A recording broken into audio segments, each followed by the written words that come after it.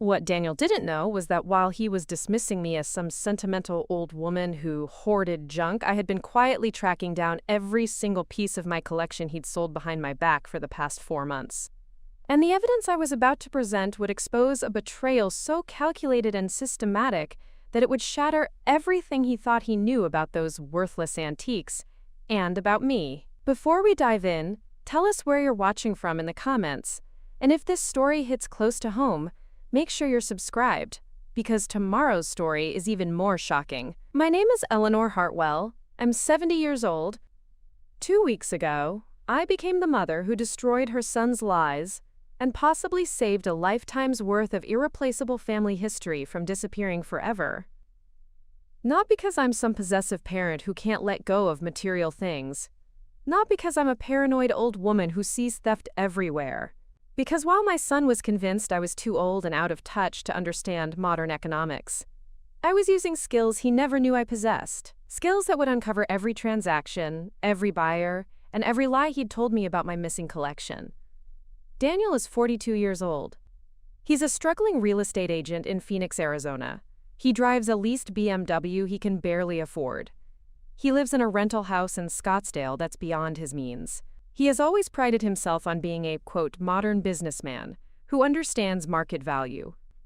For the past year, he's been lecturing me about how I need to downsize and face reality. How my emotional attachment to old things was preventing me from making smart financial decisions. How I needed to trust his expertise and stop being so stubborn about change. What Daniel never bothered to ask was where that emotional attachment came from. He never wondered why his widowed mother lived so comfortably in a beautiful Victorian home in Flagstaff, filled with carefully curated pieces. He never questioned how I always seemed to know the real story behind every item in my collection. He assumed that being 70 meant being clueless about value. Sentimental. Hopelessly attached to junk that smart people would sell immediately. He was wrong about all of it. Let me tell you about the day that changed everything.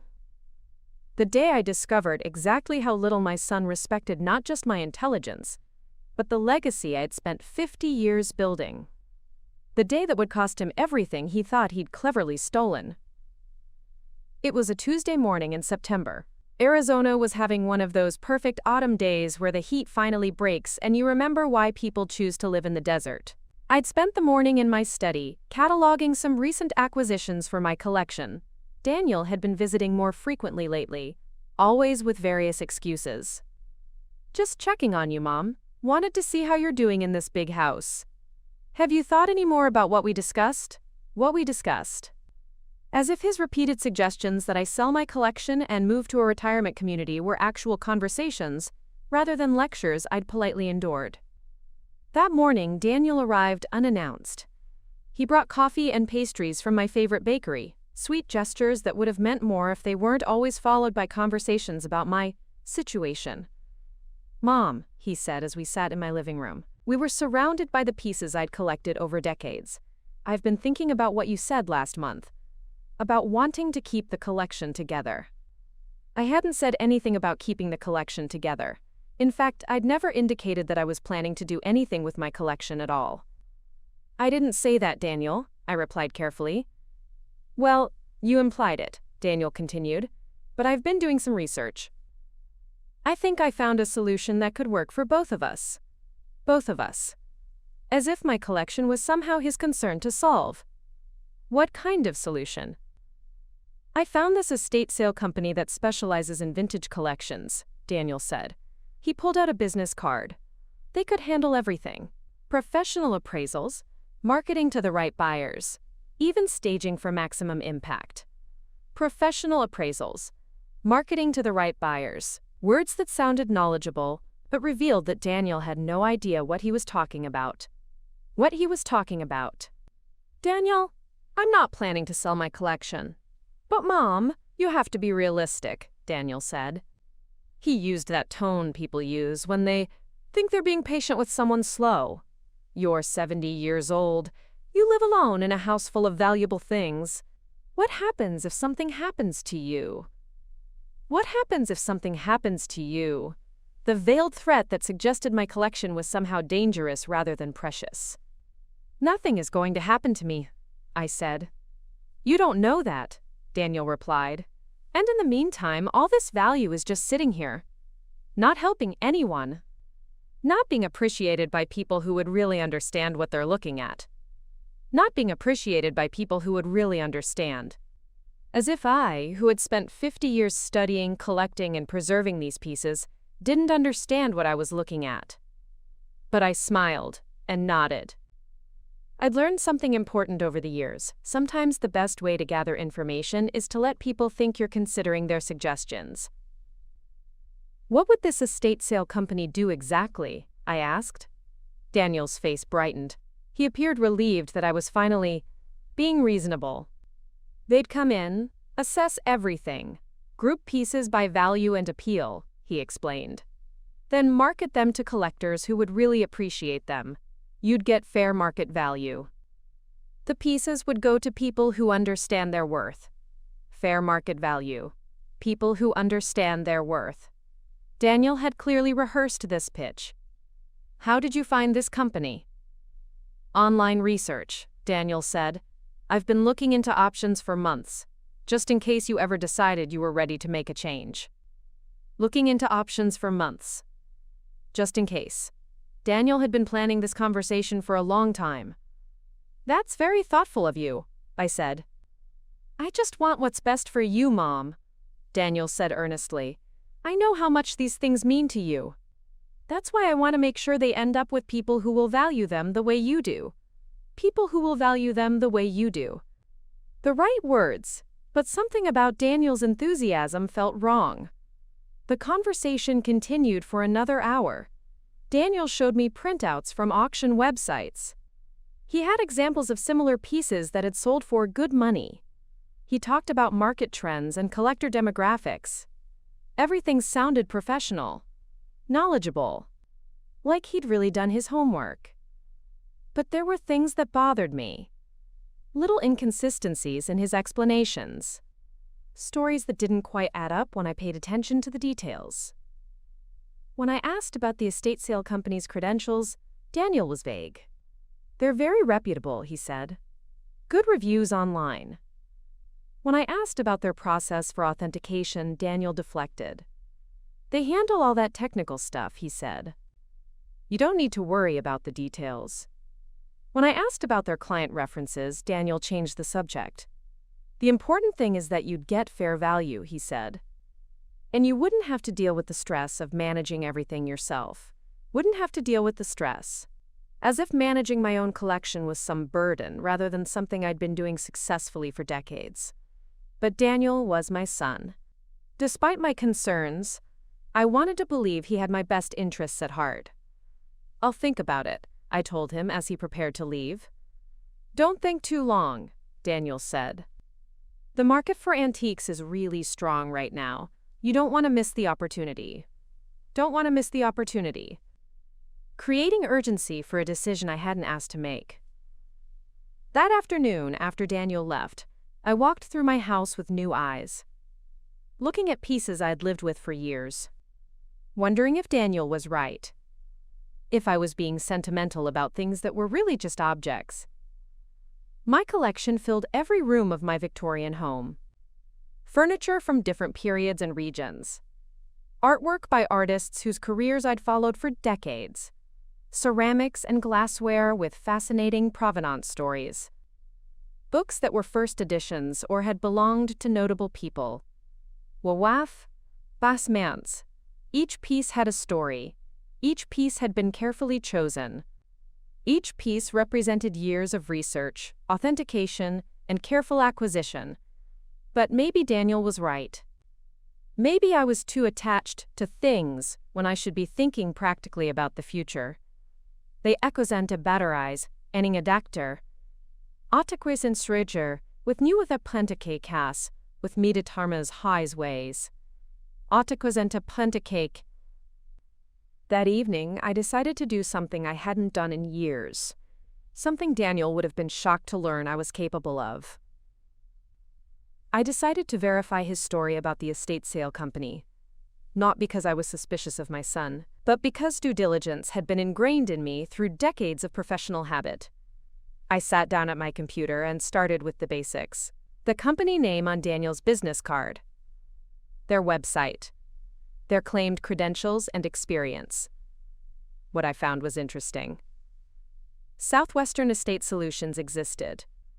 They had a professional-looking website. They claimed to specialize in high-end collections. But when I dug deeper, things got strange. Their business license was only 6 months old. Their claimed years of experience didn't match their incorporation date. Their testimonials were generic and couldn't be verified. Most telling, their physical address led to a mail forwarding service in a strip mall. Not the kind of location you'd expect for a company handling valuable estate sales. I decided to investigate further. I called the number on their website. A woman answered with a generic greeting. "Southwestern Estate Solutions, how can I help you?" "I'm interested in learning more about your services," I said. "My son gave me your card." "Of course," the woman said. "What's your son's name?" "Daniel Hartwell," I replied. There was a pause. "Oh yes, Daniel, we've been working with him on his mother's collection assessment." Working with him on his mother's collection assessment. That was news to me. "I wasn't aware you'd already been in contact," I said carefully. "Well, Daniel reached out to us a few months ago," the woman explained. "He said you were considering selling your antique collection. We've been providing him with preliminary market analysis." Preliminary market analysis? Based on what information? I'd never met anyone from this company. "What kind of analysis?" "Oh, just general market trends for the types of pieces Daniel described," she said. "We'd need to do a full assessment before providing specific valuations." The types of pieces Daniel described.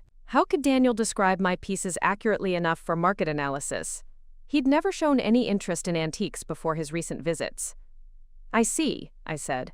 "And this preliminary analysis, was that provided to Daniel directly?" "Yes, we've been sending him reports for the past few months," she confirmed. "He said you preferred to have him handle the initial research phase." I preferred to have him handle the initial research phase.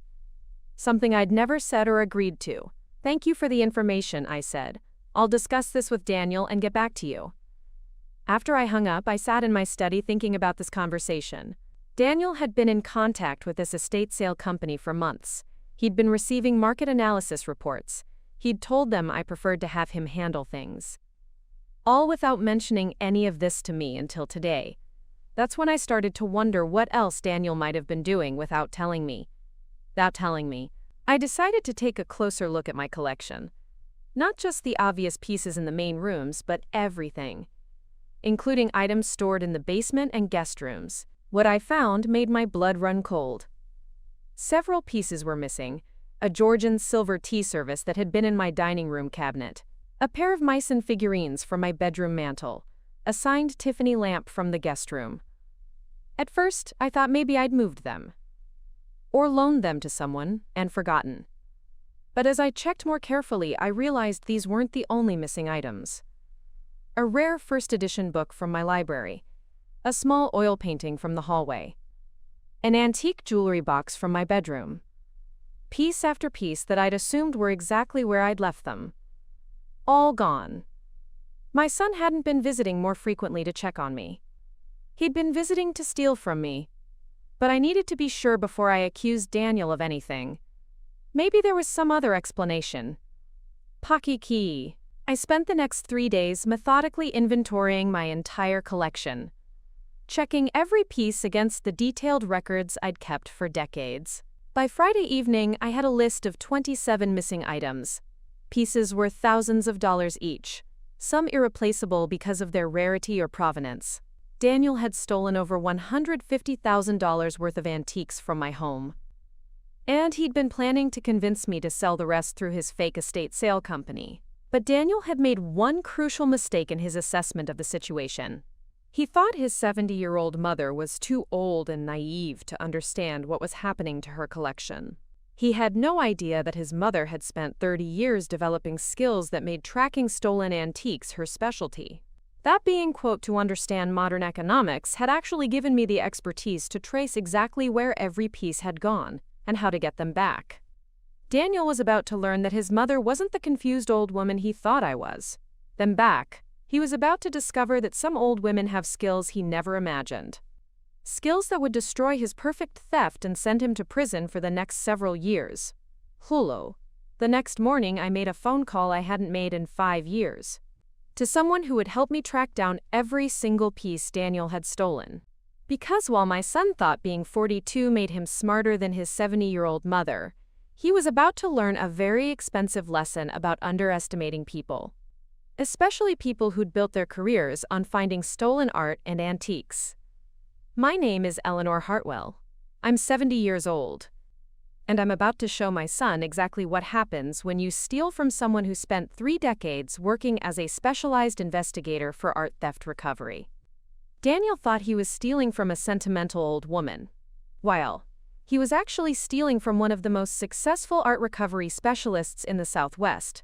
And now he was going to learn the difference. While that Saturday morning, I walked into my home office and opened a filing cabinet that hadn't been touched in 5 years. Inside were my old business cards. Eleanor Hartwell, Certified Art Recovery Specialist. 30 years of tracking stolen artwork, investigating insurance fraud, and reuniting collectors with their missing pieces. Daniel had no idea who his mother really was. He thought I'd worked in museum consulting, because that's what I'd told him when he was young. It sounded boring enough that he never asked follow-up questions.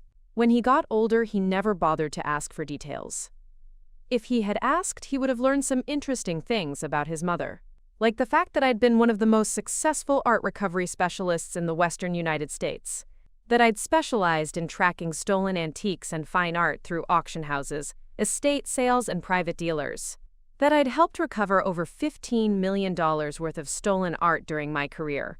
That I'd retired when Daniel's father died, not because I was getting old, but because I wanted to focus on my own collecting and spend more time with family.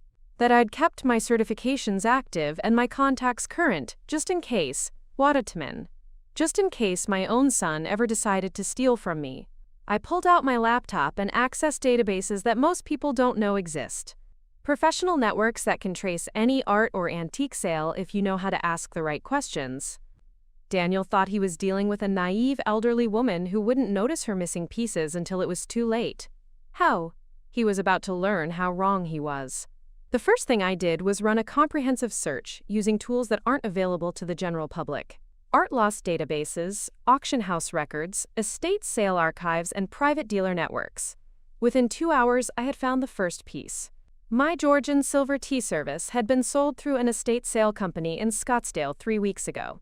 The sale listing described it as Georgian-style silver service, circa 1820, excellent condition. It had sold for $3,200. But I knew that tea service intimately. It wasn't Georgian style. It was authentic Georgian, made by Paul Storr in 1822. The hallmarks were clear and documented. The real value was closer to $15,000. Daniel had sold a $15,000 tea service for $3,200. Either he was incompetent, or the sale was deliberately undervalued to move it quickly. I suspected the latter. The estate sale company was called Desert Heritage Sales. Not the same company Daniel had mentioned to me. He was working with multiple companies to spread out the sales and avoid detection. I called Desert Heritage Sales, posing as a collector interested in similar pieces. I saw your recent listing for a Georgian silver tea service, I said. Do you have any other pieces from that collection? Oh, that was a lovely set, the woman replied. It came from a private estate. The family needed to liquidate quickly. Private estate. Family needed to liquidate quickly. Standard language that could mean anything. Was there more from the same collection? We handled several pieces over the past few months, she confirmed. Beautiful quality. The family said they'd inherited everything, but didn't have space to keep it all. Several pieces over the past few months. The family said they'd inherited everything. Daniel was telling people he'd inherited my collection. I collect Meissen porcelain, I said. Did you have any figurines from that estate? Actually, yes, she said. We sold a pair of Meissen figurines about 6 weeks ago. Charming pieces. They went to a collector in Sedona 6 weeks ago. Right around the time I'd first noticed the figurines were missing from my mantle. Do you have the buyer's contact information? I might be interested in making an offer. I'm sorry, we can't release buyer information, she said. Privacy policy. Privacy policy. The barrier that would make recovery more complicated, but not impossible. I understand, I said. If you get any more pieces from that collection, would you let me know? Of course, she said. Can I get your contact information? I gave her a fake name and my secondary phone number. If Daniel was planning to sell more pieces, I wanted to know about it in advance. Over the next 4 days, I systematically traced every missing item from my list, using techniques I'd perfected during 30 years of art recovery work. Each piece told a story of betrayal and systematic theft. The Tiffany lamp had been sold through an online auction site, listed as Tiffany-style table lamp, colorful glass shade. It sold for $800. The real value was $12,000. The rare first edition book had been sold to a private book dealer in Phoenix. Daniel had walked in with it and 3 other books from my collection. He'd told the dealer they belonged to his recently deceased mother. Daniel was telling people I was dead. Deigi. The small oil painting had been consigned to an art gallery in Scottsdale. The gallery owner remembered Daniel clearly. Nice young man, she told me when I called. Very sad story about his mother passing away and leaving him with all this art he didn't know what to do with. Very sad story about his mother passing away. Daniel wasn't just stealing from me. He was building an entire fictional narrative about my death to explain why he was selling my collection. By Thursday evening, I had traced 15 of the 27 missing pieces. I knew where they'd been sold, when they'd been sold, and how much Daniel had received for each one. The total was staggering. Daniel had stolen pieces worth over $150,000 and sold them for less than $40,000. He was either the world's worst businessman, or he was deliberately undervaluing everything to move it quickly. But I still needed to know where the pieces were now, who had bought them, and whether I could get them back. Hiafari. That's when I remembered something from my recovery specialist days. The best way to track stolen art isn't to chase the thieves. It's to understand the buyers. Friday morning, I started making calls, not as Eleanor Hartwell, concerned collector, but as Eleanor Hartwell, art authentication consultant. A slight change in my first name. A business card from a consulting company I'd used during my active years. Credentials that would open doors with dealers and collectors. My first call was to the collector in Sedona who'd bought my Meissen figurines. Mr. Richardson? I said when he answered. This is Eleanor Hartwell from Southwest Art Authentication Services. I'm conducting a provenance review for insurance purposes on some Meissen pieces that recently entered the market. Provenance review for insurance purposes. Official sounding language that would make most honest collectors cooperate. I understand you recently acquired a pair of Meissen figurines through Desert Heritage sales? Yes, beautiful pieces, Mr. Richardson said. 18th century, excellent condition. I was thrilled to find them. I'm sure they're lovely, I said. Could you describe them for me? I need to verify they match our client's insurance documentation. Mr. Richardson described my figurines perfectly, down to the small chip on the base of one that I'd documented years ago. Mr. Richardson, I need to inform you that those figurines were stolen property, I said. They were taken from their rightful owner without permission. Silence on the other end of the line. That's impossible, he finally said. I bought them from a legitimate estate sale. The seller said they were from his deceased mother's collection. Deceased mother's collection. Daniel's story was consistent across multiple sales. I understand this is shocking, I said, but the original owner is very much alive and has documentation proving ownership. She's been systematically robbed by someone claiming she's dead. My God, Mr. Richardson said. I had no idea. What do I need to do? The original owner is working with law enforcement to recover her stolen property, I said. Someone will be in touch with you about the return process. You'll likely be able to recover your purchase price from the thief once he's prosecuted. Mr. Richardson was surprisingly cooperative. Most honest collectors want to do the right thing when they discover they've unknowingly bought stolen goods. My next call was to the book dealer in Phoenix. Dr. Martinez? I said. This is Eleanor Hartwell from Southwest Art Authentication. I'm investigating some rare books that recently entered the market through questionable channels. Dr. Martinez was more suspicious than Mr. Richardson. "What kind of investigation?" he asked. "Insurance fraud," I said. "Someone has been selling stolen books by claiming they inherited them from a deceased relative. The relative is actually alive and wants her books back." "I bought those books legitimately," Dr. Martinez said defensively. "I'm sure you acted in good faith," I said. "But the person who sold them to you was lying about how he acquired them. He's been telling people his mother is dead when she's actually alive and looking for her stolen property." Dr. Martinez was quiet for a moment. "What books are we talking about specifically?" I described the 4 books Daniel had sold to him, all rare first editions from my personal collection. "Those books came from that young man's mother?" Dr. Martinez asked. "They did. And she's very much alive and very upset about the theft." "I'll need to see proof of ownership," Dr. Martinez said. "Of course," I said. "The owner has detailed documentation for every piece in her collection. She's prepared to work with law enforcement to recover her property and prosecute the thief." By Friday evening, I had contacted 11 of the 15 buyers I'd identified. 9 were cooperative and agreed to return the pieces once I provided proof of ownership. 2 were suspicious and demanded to speak with law enforcement directly. All of them were shocked to learn they'd been buying stolen goods from someone pretending his mother was dead. But I still had 12 missing pieces that I hadn't traced yet. And I needed to understand the full scope of Daniel's operation before I confronted him. Saturday morning, I decided to take a more direct approach. I drove to Phoenix and started visiting the places where Daniel had been conducting his business. My first stop was Southwestern Estate Solutions, the company Daniel had supposedly just discovered but had actually been working with for months. The address led to a small office in a rundown strip mall. A hand-lettered sign on the door read, "Southwestern Estate Solutions, by appointment only." I peered through the window. The office was mostly empty except for a desk, 2 chairs, and some filing cabinets. It looked more like a front operation than a legitimate business. I called the number from my car. "Southwestern Estate Solutions," the same woman answered. "This is Eleanor Hartwell," I said. "Daniel Hartwell's mother. I understand you've been working on an assessment of my collection?" "Oh, Mrs. Hartwell," the woman said. Her voice changed noticeably. "Daniel told us you might call.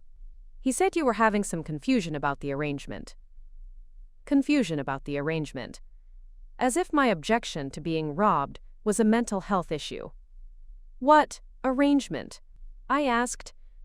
"I'm sure they're lovely," I said. "Could you describe them for me? I need to verify they match our client's insurance documentation." Mr. Richardson described my figurines perfectly, down to the small chip on the base of one that I'd documented years ago. "Mr. Richardson, I need to inform you that those figurines were stolen property," I said. "They were taken from their rightful owner without permission." Silence on the other end of the line. "That's impossible," he finally said. "I bought them from a legitimate estate sale. The seller said they were from his deceased mother's collection." Deceased mother's collection. Daniel's story was consistent across multiple sales. "I understand this is shocking," I said. "But the original owner is very much alive and has documentation proving ownership. She's been systematically robbed by someone claiming she's dead." "My God," Mr. Richardson said. "I had no idea. What do I need to do?" "The original owner is working with law enforcement to recover her stolen property," I said. "Someone will be in touch with you about the return process. You'll likely be able to recover your purchase price from the thief once he's prosecuted." Mr. Richardson was surprisingly cooperative. Most honest collectors want to do the right thing when they discover they've unknowingly bought stolen goods. My next call was to the book dealer in Phoenix. "Dr. Martinez?" I said. "This is Eleanor Hartwell from Southwest Art Authentication. I'm investigating some rare books that recently entered the market through questionable channels." Dr. Martinez was more suspicious than Mr. Richardson. "What kind of investigation?" he asked. "Insurance fraud," I said. "Someone has been selling stolen books by claiming they inherited them from a deceased relative. The relative is actually alive and wants her books back." "I bought those books legitimately," Dr. Martinez said defensively. I'm sure you acted in good faith, I said. But the person who sold them to you was lying about how he acquired them. He's been telling people his mother is dead when she's actually alive and looking for her stolen property. Dr. Martinez was quiet for a moment. What books are we talking about specifically? I described the 4 books Daniel had sold to him. All rare first editions from my personal collection. Those books came from that young man's mother? Dr. Martinez asked. They did. And she's very much alive and very upset about the theft. I'll need to see proof of ownership, Dr. Martinez said. Of course, I said. The owner has detailed documentation for every piece in her collection. She's prepared to work with law enforcement to recover her property and prosecute the thief. By Friday evening, I had contacted 11 of the 15 buyers I'd identified.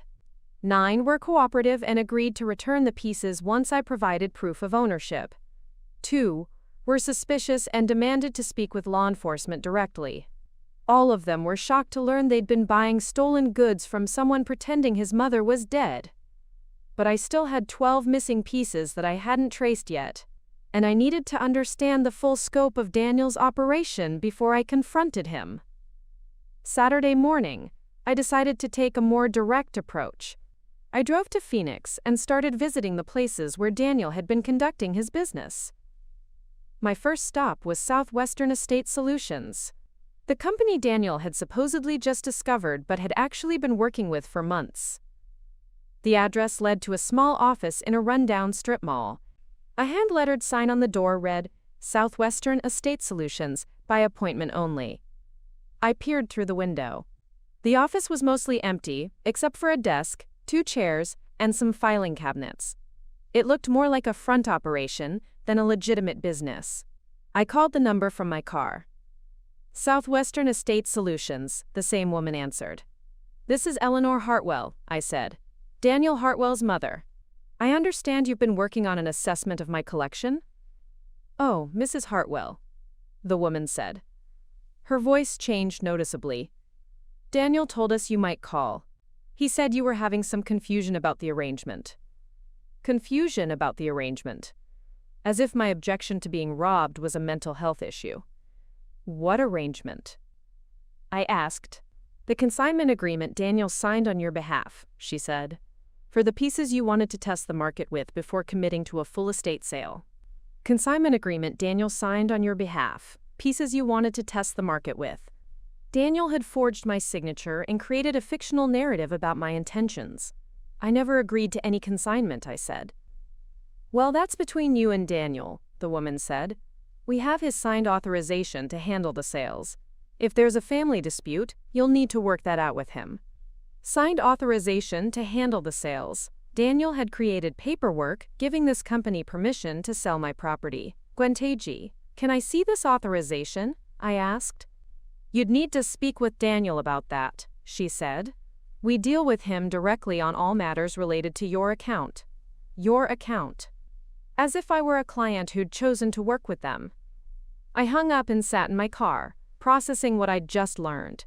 Daniel hadn't just stolen random pieces from my collection.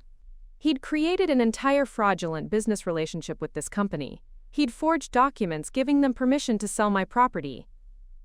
This wasn't opportunistic theft. This was organized fraud.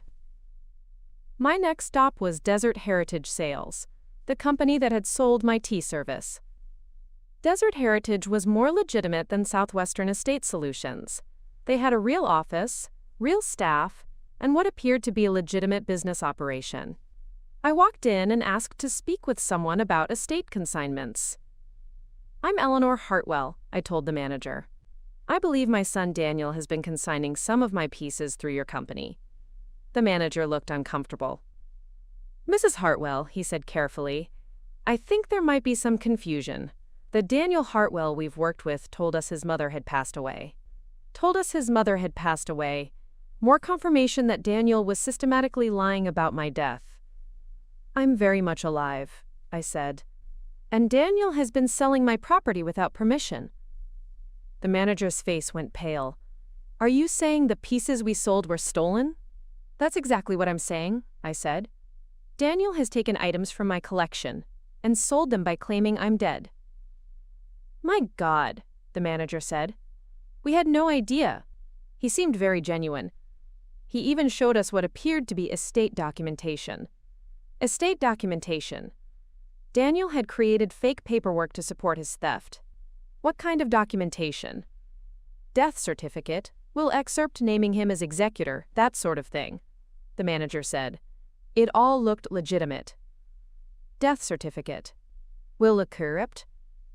Daniel had gone to the trouble of creating forged legal documents to support his fraud. Deaths of, this was much more serious than simple theft. This was organized criminal fraud, involving forged documents and identity theft. I'll need copies of everything Daniel provided, I said. And I'll need a list of every piece he consigned through your company.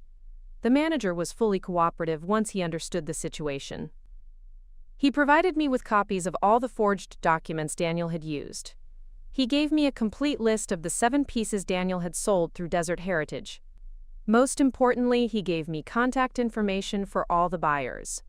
By Saturday evening, I had a complete picture of Daniel's operation.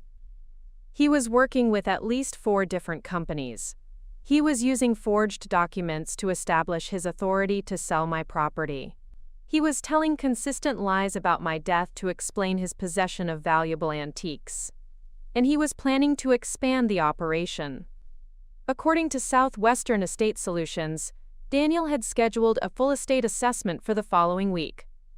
Daniel was planning to steal my entire collection.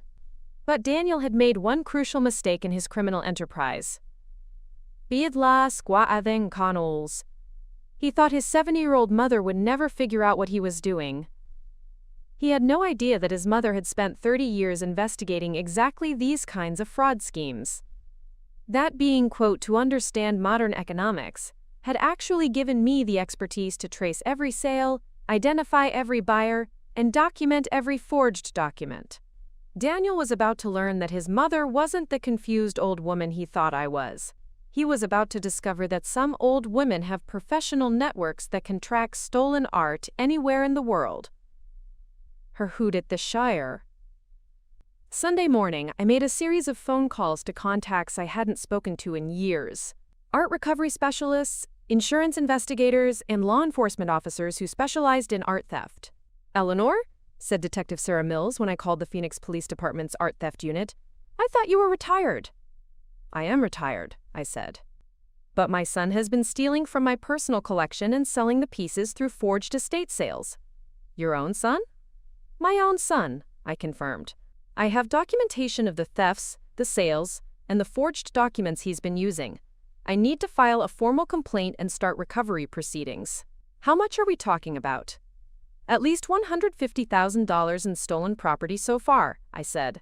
And he's planning to steal the rest of my collection this week. Detective Mills whistled softly. Eleanor, this sounds like major felony fraud. How did you track all this down? Old habits, I said, and professional contacts who still owe me favors. Bring me everything you have, Detective Mills said. We'll get this sorted out. By Sunday evening, I had filed a formal police report. I had documented every theft, every sale, and every forged document. I had contacted 17 buyers and confirmed they'd return the stolen pieces. Most importantly, I had set a trap for Daniel. Monday morning, I called him. Daniel, I said, I've been thinking about what you said, about the estate sale company. Really? Daniel's voice brightened immediately. You're ready to move forward? I think so, I said. When did you say they wanted to do the assessment? This week, Daniel said eagerly. I can set it up for Wednesday if you want. That would be perfect, I said. Will you be there for the assessment? Of course, Daniel said. I want to make sure everything goes smoothly for you. Make sure everything goes smoothly. Daniel wanted to be there to make sure his fraud operation succeeded. I appreciate that, I said. See you Wednesday morning. After I hung up, I called Detective Mills. Wednesday morning, I said. My house, 10 o'clock. Daniel will be there with his accomplices to steal the rest of my collection. We'll be ready, Detective Mills said. This is going to be very satisfying, Eleanor. Very satisfying indeed. Daniel thought he was coming to my house to complete the theft of my life's work. He was actually walking into a trap set by someone who'd spent 3 decades catching art thieves. Wednesday morning couldn't come soon enough. Wednesday morning arrived with the kind of crisp October air that makes Arizona perfect in autumn. I spent the early hours preparing my house for what would either be justice or the most uncomfortable family confrontation of my life. Detective Mills had positioned 2 unmarked cars a block away. Her partner, Detective Rodriguez, was hidden in my neighbor's garage with a clear view of my front door. I wore a wireless microphone that would record every word Daniel and his accomplices said. At 9:45 a.m., I received a text from Daniel.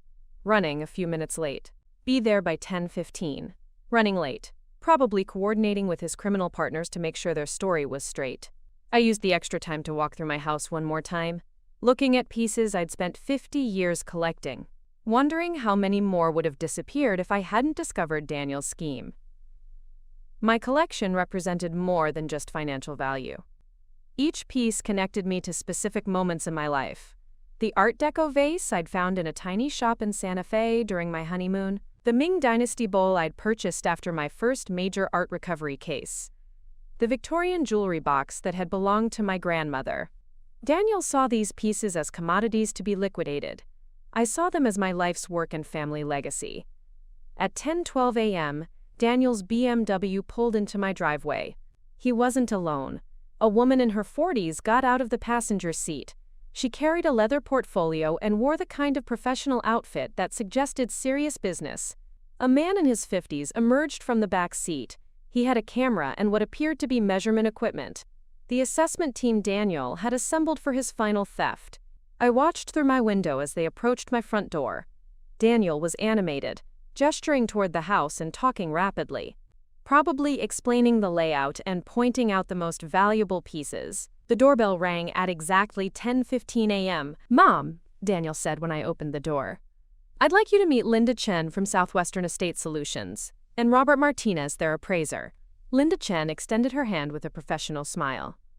"Mrs. Hartwell, it's such a pleasure to finally meet you. Daniel has told us so much about your wonderful collection. Daniel has told us so much, including the lie that I was dead, apparently." "Please, come in," I said, stepping aside to let them enter. Robert Martinez immediately began looking around my living room. His eyes moved systematically from piece to piece, like he was calculating values. "This is quite impressive," he said to Daniel. "You weren't exaggerating about the quality. You weren't exaggerating about the quality." As if Daniel had any expertise to judge the quality of antiques. "Daniel mentioned you're interested in testing the market with a few select pieces," Linda said, consulting her portfolio, "to get a sense of current values before making larger decisions. Testing the market with a few select pieces." The lie Daniel had created to explain why he'd already stolen and sold 27 items. "Actually," I said carefully, "I've been reconsidering the whole arrangement." Daniel's face immediately showed concern. "Reconsidering?"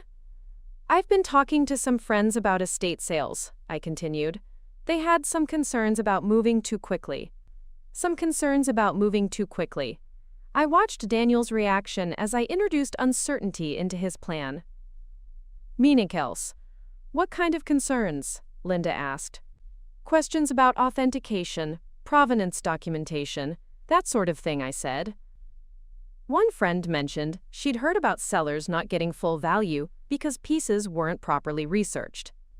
Not getting full value because pieces weren't properly researched. A legitimate concern that should have prompted professional discussion. Instead, Daniel looked panicked.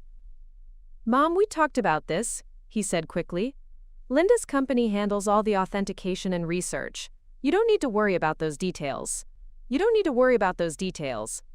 Daniel's standard response when I asked questions he couldn't answer. "I'm sure they're very thorough," I said.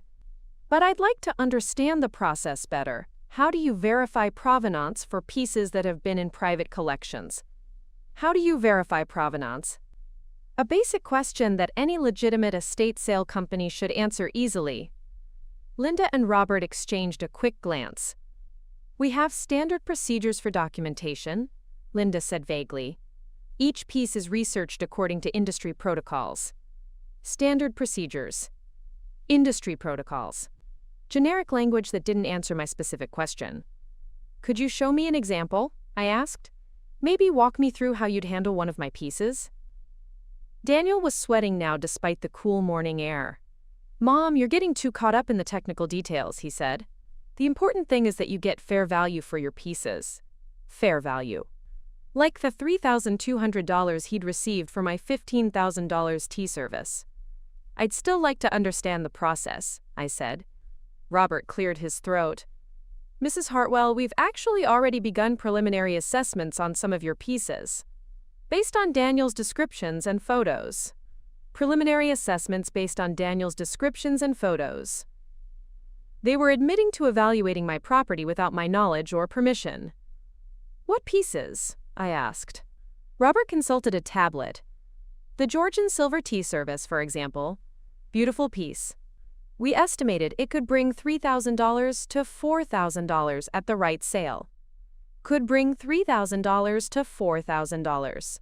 They were quoting the amount Daniel had already received for selling it. That's interesting, I said. Could I see that piece again? To refresh my memory about its condition? Could I see that piece again? The trap was closing. Daniel's face went completely white. See it again? Yes, I'd like to take another look at the tea service before we proceed with any assessments. Linda and Robert looked confused. Daniel looked like he might be sick. Mom, Daniel said desperately, remember? We moved the tea service to storage last month. For safekeeping while we considered our options. Moved to storage for safekeeping. Daniel's improvised explanation for why he couldn't produce a piece he'd already sold. He'd already sold. Storage? I said. I don't remember moving anything to storage. You were having one of your confused days, Daniel said, his voice getting desperate. I helped you pack up some of the more valuable pieces so they'd be safe. One of your confused days. Daniel was trying to suggest I had memory problems to explain why I couldn't remember his fictional storage arrangement. I'm not confused today, I said firmly. And I'd like to see my tea service. The room fell silent. Linda and Robert were beginning to understand that something was very wrong. Daniel, Linda said carefully, if Mrs. Hartwell wants to see the piece, maybe we should arrange to bring it back from storage. It's not that simple, Daniel said. The storage facility has limited access hours. Limited access hours. More improvised lies to avoid producing property he'd already stolen and sold. What storage facility? I asked. Daniel named a self-storage company across town. Unit 247, he said. I have the only key. Unit 247, I have the only key. Specific details that made his lie sound more credible. Let's go there now, I said. I'd like to see what other pieces you moved without telling me. Daniel's desperation was obvious now. Mom, this isn't a good time. We have the appraisers here. We should focus on the assessment. This isn't a good time. Daniel was stalling because he couldn't produce any of the pieces he'd already sold. Purpurious. That's when I decided to end his performance. Purpuriously. Daniel, I said quietly, there is no storage unit, is there? The question hung in the air like a live wire. Of course there's a storage unit, Daniel said weakly. Then call them, I said. Let's verify the unit number and arrange access. Call them. Let's verify. Daniel was trapped, and he knew it. I don't have the number with me, he said. I'll look it up, I said, pulling out my phone. Wait, Daniel said desperately. Don't call them. Don't call them. The admission that his story was falling apart. Linda and Robert were now watching this exchange with growing alarm. They were beginning to realize they'd walked into a family dispute involving missing property. Daniel, Linda said carefully, if there's some confusion about the location of Mrs. Hartwell's pieces, we should probably postpone the assessment. Some confusion about the location of Mrs. Hartwell's pieces. Professional language for, this situation is seriously wrong. There's no confusion, I said. There's theft. The word theft fell like a bomb in my living room. Theft? Robert asked. My son has been stealing pieces from my collection for months, I said calmly. He's been selling them by telling people, I'm dead. Daniel's face was now completely pale. Mom, you're confused. You're having one of your episodes. One of your episodes. Daniel's desperate attempt to suggest I was mentally incompetent. I'm not having an episode, I said. I'm perfectly clear about what's been happening here. I walked to my desk and picked up the folder Detective Mills had helped me prepare. Documentation of every theft, every sale, every forged document. Linda, I said, did Daniel tell you I was dead? Linda looked genuinely confused. Dead? No, he said you were elderly and needed help managing your affairs. Elderly and needed help managing your affairs. Not the same story Daniel had told other buyers. That's interesting, I said. Because he told Desert Heritage Sales that I'd passed away last year. Desert Heritage Sales. A specific name that made Linda and Robert realize this was more than a family disagreement. I don't understand, Linda said. Daniel has been selling my antiques through multiple estate sale companies, I explained. He's been using different stories depending on what works best for each sale. Different stories for each sale. The systematic nature of Daniel's fraud was becoming clear. I opened the folder and pulled out copies of the forged documents Daniel had provided to various companies. Here's the death certificate he used at Desert Heritage, I said, handing it to Linda. Notice the signature that's supposed to be mine, even though I'm standing right here. Linda examined the document with growing horror. This says you died 14 months ago. According to Daniel, I've been dead for over a year, I said. Yet somehow I'm still managing to have conversations and make decisions about my property. Robert was backing toward the door. Ma'am, I think we should leave. This sounds like a police matter. A police matter. Exactly what it was. You're right, I said. It is a police matter. As if on cue, my doorbell rang. Daniel's eyes widened in terror. Who's that? The police, I said. I called them yesterday.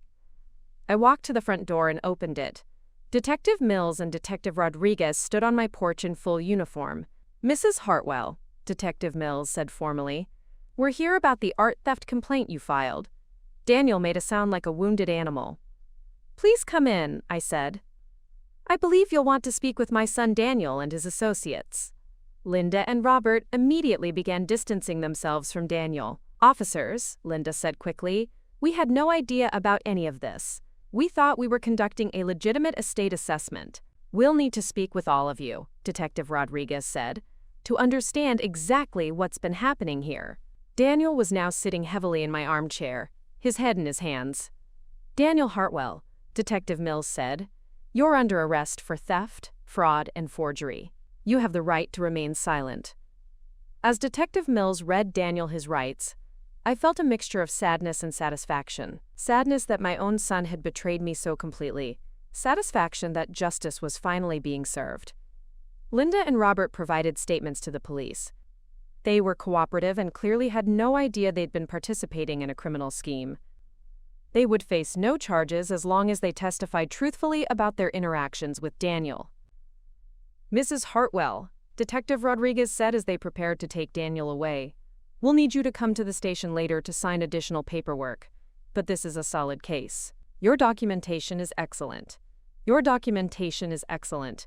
30 years of experience in art recovery had taught me to keep meticulous records. What happens now? I asked. Daniel will be charged with multiple felonies, Detective Mills explained. Theft, fraud, forgery, and possibly identity theft. Given the value of the stolen property, he's looking at serious prison time. Serious prison time. The consequence Daniel had earned through months of systematic theft. What about my missing pieces? We'll work with you to recover everything, Detective Rodriguez said. Your buyer contact list will save us months of investigation time. As the police car drove away with Daniel in the back seat, I stood in my living room processing what had just happened. What about? My son was going to prison. My collection was scattered across Arizona. My family was destroyed. But I wasn't the confused old woman Daniel thought I was. I was a professional who'd spent decades recovering stolen art. And I was going to get every single piece back. That afternoon, I called Amanda Richardson, the collector in Sedona who'd bought my Meissen figurines. "Mrs. Richardson," I said, "this is Eleanor Hartwell. We spoke about the figurines you purchased." "Mrs. Hartwell, I saw the news about your son's arrest," she said. "I'm so sorry this happened to you." "Thank you," I said. "I'm calling to arrange the return of my figurines." "Of course," she said immediately. "When would be convenient?" "When would be convenient? No argument, no demands for compensation, just immediate cooperation." "Tomorrow morning, if possible," I said. "I'll drive them down personally," she said. "Those pieces belong with you." My next call was to Dr. Martinez, the book dealer. "Dr. Martinez, this is Eleanor Hartwell, about the books my son sold you." "Mrs. Hartwell, I heard about the arrest," he said. "I have your books ready for return. I'm also pressing charges against your son for defrauding me." "Pressing charges for defrauding me?" Daniel's victims were joining forces to ensure he faced full consequences. "I appreciate that," I said. "The more charges he faces, the less likely he is to do this to someone else." One by one, I contacted every buyer Detective Mills and I had identified. 17 people who'd unknowingly purchased my stolen property. 16 agreed to immediate return of the pieces. One demanded to speak with lawyers first, but eventually cooperated. By Friday evening, I had recovered 23 of the 27 missing pieces. The remaining 4 were still being traced through auction records and dealer networks.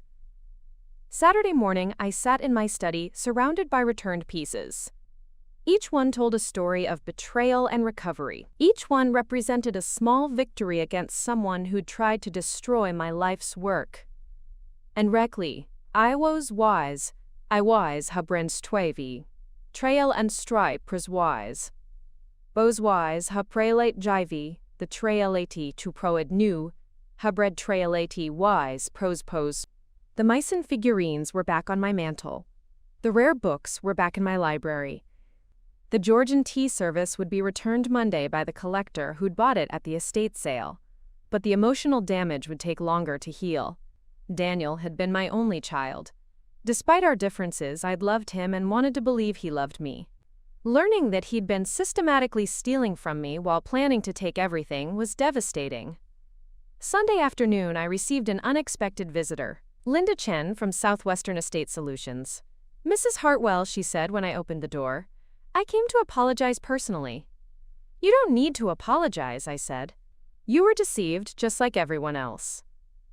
"Still, I should have asked more questions," Linda said. "A legitimate company would have insisted on meeting with you directly before handling any sales." "Would have insisted on meeting with you directly." The basic verification that would have exposed Daniel's fraud immediately. "What will happen to your company?" I asked. "We're shutting down," Linda said. "Robert and I started the business 6 months ago.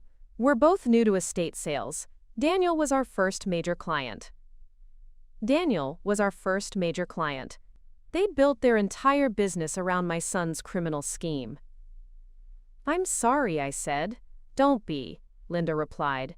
"We learned an expensive lesson about due diligence. We'll be more careful in whatever we do next." More careful about due diligence. The lesson everyone involved in this case would remember. That evening, I called Detective Mills for an update on Daniel's case. "He's cooperating," she told me, "providing information about every sale he made. He's also agreed to testify against anyone who knowingly helped him. Daniel was trying to reduce his sentence by helping prosecutors build cases against others. How long will he be in prison? Probably 5 to 8 years, Detective Mills said. Depends on how much restitution he can provide and how helpful his testimony is in other cases. 5 to 8 years. Daniel would be 50 when he got out of prison. Half a decade to think about what he'd done to his mother. Mrs. Hartwell, Detective Mills continued. I have to say, this was one of the most professionally documented cases I've ever worked. Your evidence made our job easy.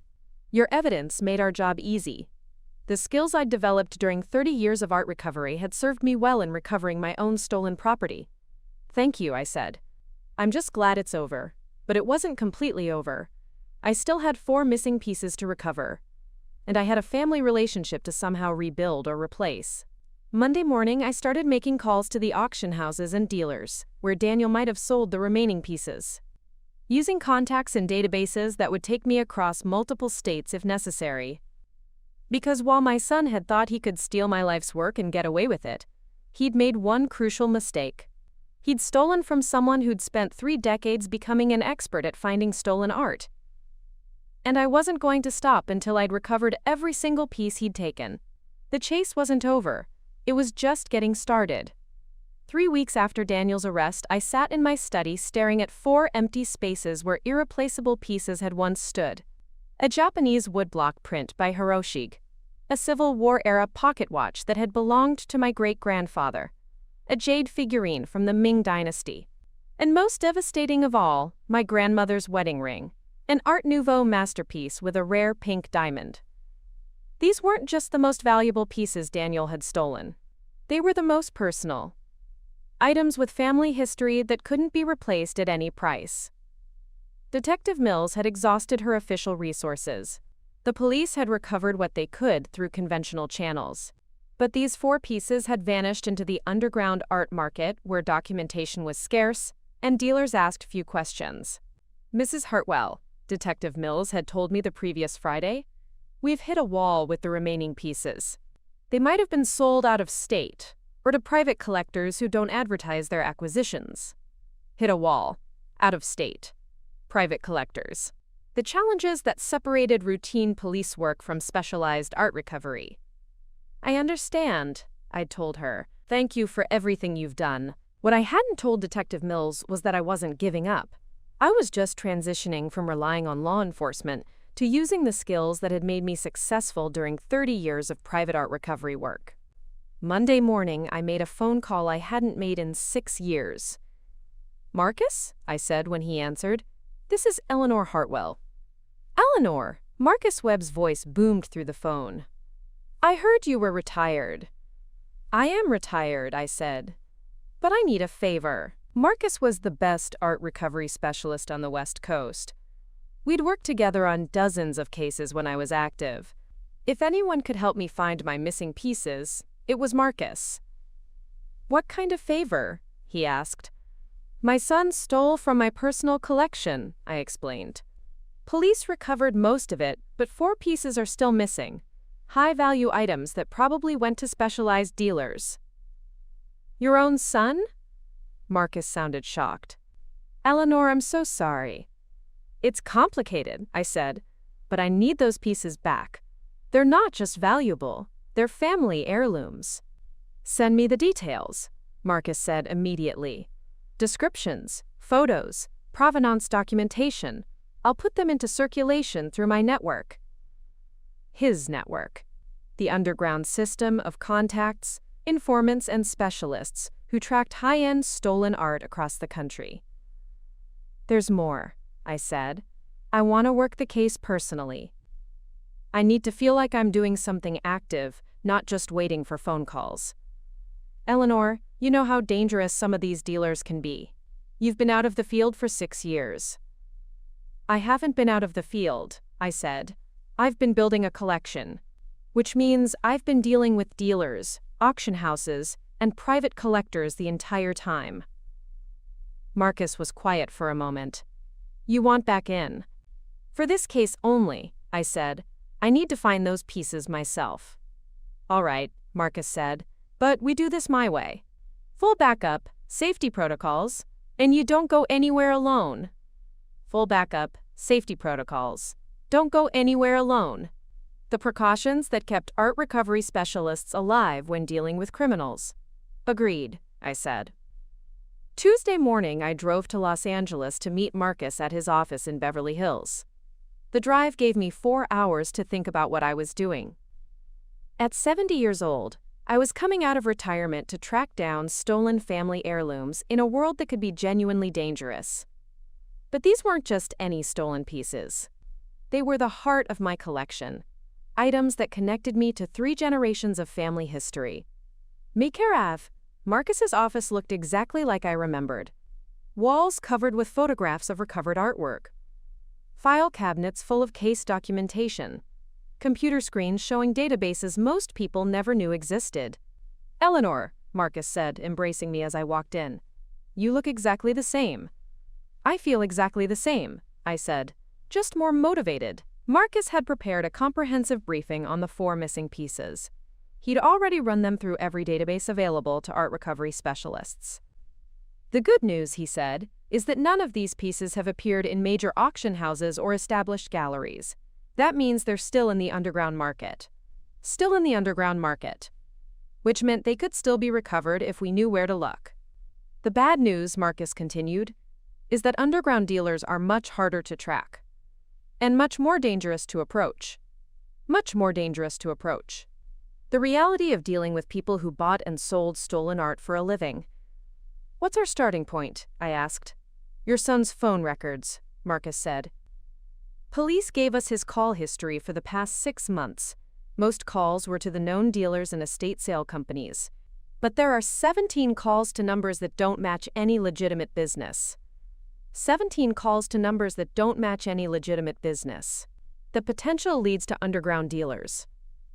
"Have you contacted any of these numbers?" "I've had my informants make casual inquiries," Marcus said. 3 of the numbers are disconnected. 2 go to voicemail that never gets returned. But 12 are active and appear to be dealers who specialize in high-end pieces with questionable provenance. High-end pieces with questionable provenance. Stolen art that was valuable enough to justify the risks of dealing with criminals. "That's our target list," I said.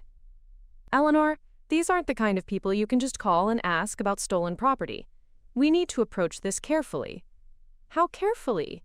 Marcus pulled out a different folder. "We go undercover. You become a private collector looking for specific types of pieces. I become your consultant, helping you build your collection. Go undercover. The approach that had worked for us many times during our active years." "What's our cover story?" "Eleanor Morrison, wealthy widow from Phoenix," Marcus said. "Recently inherited money from your husband's real estate business. Looking to invest in art and antiques as both hobby and financial security. Eleanor Morrison, wealthy widow. Recently inherited money. A believable story that would explain why I had cash to spend on expensive pieces. Why would I be interested in pieces with questionable provenance?" "Because you're new to collecting," Marcus explained. "You don't understand all the legal complexities. You just want beautiful pieces at good prices. New to collecting. Don't understand legal complexities. Want beautiful pieces at good prices. The perfect target for dealers who specialized in stolen art. When do we start?" "Tomorrow," Marcus said. "I've already set up appointments with 3 dealers who might have your pieces. Wednesday morning, I transformed myself into Eleanor Morrison. Expensive but conservative clothing. Jewelry that suggested wealth without being ostentatious. Makeup that made me look like someone who'd recently come into money and wanted to spend it." Our first appointment was with a dealer named Vincent Reyes who operated out of a warehouse in downtown Los Angeles. According to Marcus's research, Reyes specialized in Asian art and artifacts with flexible documentation. "Mrs. Morrison," Reyes said as he led us through his warehouse, "Marcus tells me you're interested in expanding your collection to include Asian pieces." "I've always admired Asian art," I said, playing my role. "But I'm not sure where to start." "The key is to find pieces with good provenance," Reyes said. "Authentic pieces that haven't been overexposed in the market." Good provenance. Authentic pieces. Haven't been overexposed. Code words for stolen art that hadn't been widely advertised. "I'm particularly interested in jade," I said. "My late husband mentioned that jade was a good investment." Jade was a good investment. The opening to ask about my missing Ming Dynasty figurine. New. Jade can be excellent, Reyes agreed, depending on the period and craftsmanship. "What era interests you most?" "Ming Dynasty, if possible," I said. "Something authentic, but not museum-quality expensive." Ming Dynasty. Authentic, but not museum-quality expensive. Exactly the description that might apply to my stolen figurine. Reyes's eyes lit up with interest. "Ming jade is rare in the private market. Most documented pieces are in museums or major collections. Most documented pieces. The hint that he might have undocumented pieces available. I understand that some pieces become available through estate sales, I said carefully. When families need to liquidate collections. Estate sales. When families need to liquidate. The same story Daniel had been using to sell my pieces. Occasionally, Reyes said. Though you have to be careful about provenance when dealing with estate pieces. Have to be careful about provenance. More coded language about documentation issues. What kind of provenance problem should I watch for? I asked. Sometimes estate executors don't have complete documentation, Reyes explained. Or pieces have been in private hands so long that original purchase records are lost. Estate executors don't have complete documentation. Original purchase records are lost. Standard explanations for why stolen pieces couldn't be properly documented. I'm more interested in the beauty and authenticity of the pieces than paperwork, I said. As long as I know they're genuine. More interested in beauty than paperwork. The statement that identified me as a potential buyer for stolen art. In that case, Reyes said, I might have something that would interest you. He led us to a locked cabinet in the back of his warehouse. Inside were several jade pieces, including one that made my heart race. Kia. Why, Ming Dynasty figurine, sitting on a shelf like it belonged there. I kept my expression neutral while my mind raced. This was definitely my piece. I knew every detail of its carving, every characteristic of its pale green color. This piece just became available, Reyes said, taking out my figurine. Ming Dynasty, probably 16th century. Excellent condition. Just became available. Ming Dynasty, probably 16th century. He was describing my stolen property as if it were a recent acquisition.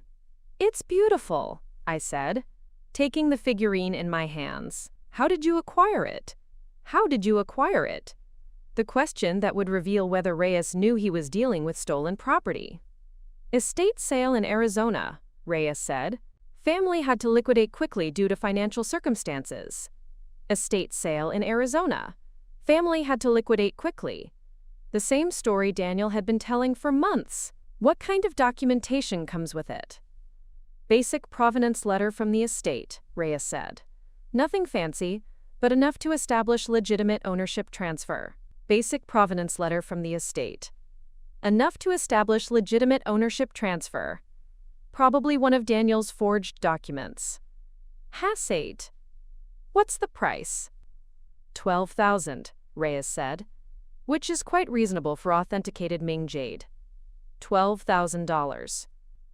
For a piece worth at least $30,000 that had been stolen from my home. I'm very interested, I said. But I'd like to have my consultant review the documentation before we proceed. Have my consultant review the documentation. The request that would give Marcus access to whatever forged papers Daniel had provided. Of course, Reyes said. Marcus, would you like to see the provenance letter? Marcus examined the document Reyes provided. I could see from his expression that it was definitely forged. This looks acceptable, Marcus said carefully, though I'd recommend additional authentication if Mrs. Morrison decides to purchase. Additional authentication. The professional recommendation that would be expected from a legitimate consultant. I'll need to think about it, I said. This would be my first major jade acquisition. Need to think about it. First major jade acquisition. Maintaining my cover as a new collector while creating time to plan our next move. Of course, Reyes said. But don't think too long.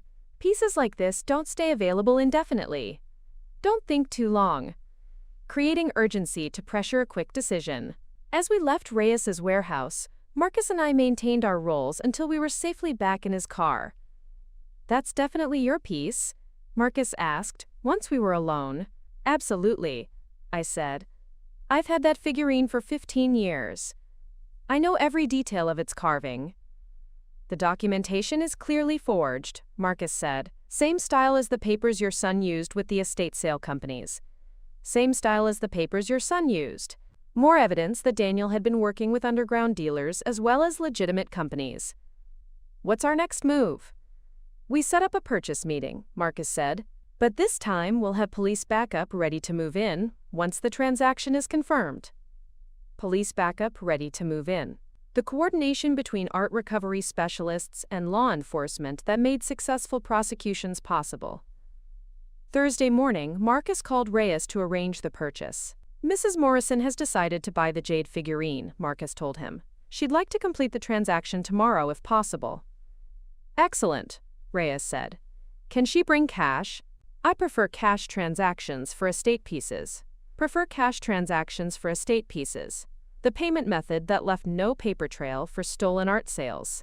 Cash will be fine, Marcus said. $12,000 as discussed. Friday afternoon, I walked into Reyes's warehouse carrying a briefcase with $12,000 in marked bills provided by the LAPD Art Theft Unit. Marcus wore a wire that would record the entire transaction. Detective Sarah Kim from LAPD was positioned outside with a team ready to move in as soon as we confirmed the sale of stolen property. Mrs. Morrison, Reyes greeted me warmly. Ready to add a beautiful piece to your collection? Very ready, I said. I've been thinking about that figurine all week. Reyes brought out my jade figurine along with the forged provenance letter Daniel had provided. Here's your documentation, he said. And here's your beautiful Ming Dynasty piece. Before we complete the transaction, Marcus said, could you tell us more about the estate this came from? Mrs. Morrison likes to know the history of her pieces. Tell us more about the estate. The question that would get Reyes to provide details about Daniel's fraud on tape. Arizona estate, Reyes said. Elderly woman who passed away last year. Son needed to liquidate the collection quickly to settle debts. Elderly woman who passed away last year. Son needed to liquidate quickly. Daniel's standard story about my supposed death. Did you deal with the son directly? Marcus asked. Yes, nice young man, Reyes said. Very straightforward transaction. He had all the estate documentation in order. Very straightforward transaction. All the estate documentation in order. Confirmation that Reyes had dealt with Daniel and accepted his forged papers. Well then, I said, opening my briefcase, I'm ready to purchase. I counted out $12,000 while Marcus continued recording the transaction details. Pleasure doing business with you, Reyes said, handing me my own stolen figurine. Pleasure doing business. He was selling me my own property that had been stolen by my son. Clapado one Taoi. As soon as the money changed hands, Marcus sent a text message to Detective Kim.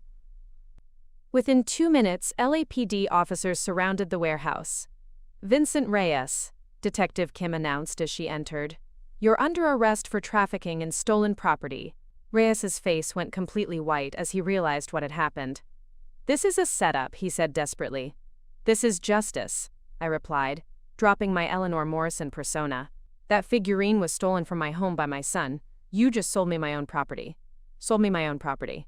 The crime that would send Reyes to prison and provide crucial evidence in Daniel's case. As Reyes was taken away in handcuffs, Detective Kim coordinated with Phoenix Police to add charges related to my case. Mrs. Hartwell, she said, this arrest will give us leverage to investigate Reyes's other suppliers. We might be able to recover your remaining pieces through his network. Leverage to investigate his other suppliers. The domino effect that often occurred when one criminal was arrested and cooperated to reduce their sentence. What happens next? Reyes will be offered a plea deal in exchange for information about his sources, Detective Kim explained. If your son sold other pieces to dealers in Reyes's network, we'll find them. Saturday morning, I returned to Phoenix with my recovered jade figurine. 3 pieces still missing, but progress was being made. Monday afternoon, Marcus called with news. Reyes is talking, he said. He gave up names of 3 other dealers who might have bought pieces from your son. 2 in Nevada, 1 in New Mexico. 3 other dealers in 2 states. The investigation was expanding beyond Arizona and California. Are we going after them? We are, Marcus said, but this time we're coordinating with a multi-state task force.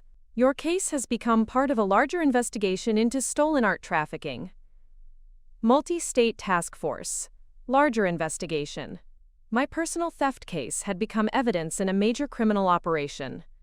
Over the next 2 weeks, Marcus and I worked with law enforcement agencies in 3 states to track down the remaining pieces. The investigation revealed a network of dealers who specialized in purchasing stolen art from thieves like Daniel, then selling it to collectors who didn't ask too many questions. My Civil War pocket watch was recovered from a dealer in Las Vegas who had no idea it was stolen. He'd bought it from Daniel using the same forged estate documentation. The Hiroshige woodblock print was found in a gallery in Santa Fe. The gallery owner had purchased it in good faith, but immediately cooperated with the investigation once she learned it was stolen. But my grandmother's wedding ring remained missing. Despite exhaustive searches through dealer networks and auction records, no one could locate it. "Eleanor," Marcus told me after 3 weeks of searching, "I think your son might have sold the ring through a different channel entirely. Maybe a jewelry store or pawn shop rather than an art dealer." Jewelry store or pawn shop. The possibility that Daniel had treated my most precious family heirloom as ordinary jewelry rather than a collectible art piece. That Friday, I received an unexpected phone call from Detective Mills in Phoenix. "Mrs. Hartwell," she said, "we got a call from a jewelry store in Tempe. The owner saw news coverage about your case and thinks he might have your ring." Thinks he might have your ring. The possibility I'd been hoping for but was afraid to believe. Saturday morning, I drove to Morrison's Fine Jewelry in Tempe with a detailed photograph of my grandmother's ring. The owner, David Morrison, met me at the front counter. "Mrs. Hartwell," he said, "I think your son sold me this ring about 2 months ago." He brought out a small velvet box. Inside was my grandmother's wedding ring. The Art Nouveau setting. The rare pink diamond. Exactly as I remembered it. "That's definitely my ring," I said, tears forming in my eyes. "I'm so sorry," David said. "The young man who sold it said he'd inherited it from his grandmother. He had what appeared to be proper estate documentation. Inherited it from his grandmother." Proper estate documentation. Daniel had used the same lies with jewelry stores that he'd used with art dealers. "How much did you pay for it?" $3,000, David said, which was below market value, but he said he needed quick cash for medical bills. Another sob story Daniel had created to explain why he was selling valuable family pieces. "The ring is worth at least $15,000, I said. David nodded sadly. "I suspected it was worth more. But when someone has medical bills, you try to help." Try to help. David had been manipulated by Daniel's lies just like everyone else. "I'll return the ring immediately," David said. "And I'll be pressing charges against your son for fraud." Pressing charges for fraud. Another criminal count that would add to Daniel's prison sentence. Sunday evening, I sat in my study with all 4 recovered pieces arranged on my desk. The jade figurine. The pocket watch. The woodblock print. And most importantly, my grandmother's wedding ring. Each piece represented more than just recovered property. They represented justice for Daniel's betrayal and vindication of my decision to fight back. The total cost of Daniel's theft had been enormous. Legal fees, investigation expenses, and the emotional trauma of discovering my son was a criminal. But every piece was back where it belonged. Monday morning, I received a call from Daniel's lawyer. "Mrs. Hartwell," he said, "Daniel would like to see you. He wants to apologize and ask for your forgiveness."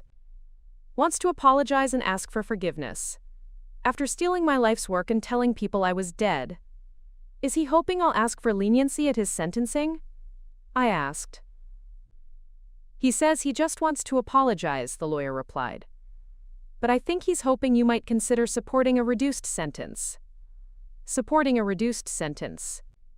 For the son who'd systematically robbed me for months. "Tell Daniel that my forgiveness isn't for sale," I said, "and that every piece he stole is back where it belongs." Every piece he stole is back where it belongs. The message that would let Daniel know his criminal enterprise had been completely dismantled. "I'll pass that along," the lawyer said quietly. That afternoon, I called Marcus to thank him for his help. "Eleanor," he said, "you've still got it." This was some of the best recovery work I've seen. Still got it. Best recovery work I've seen. Recognition from a professional I respected. "I couldn't have done it without your network and expertise," I said. "You could have," Marcus replied. "You just needed someone to watch your back while you did what you do best." What you do best. After 30 years of retirement, I'd proven I was still capable of tracking down stolen art and bringing criminals to justice. 6 months later, Daniel was sentenced to 7 years in federal prison. The judge noted that his systematic fraud, use of forged documents, and the emotional trauma inflicted on his mother warranted the maximum sentence. I didn't attend the sentencing. I was busy preparing for a new exhibition of my complete collection at the Phoenix Art Museum, a show titled Recovered: One Woman's Fight Against Art Theft. The exhibition would tell the story of how a 70-year-old woman had used professional skills to recover stolen family heirlooms. It would educate visitors about art theft and recovery.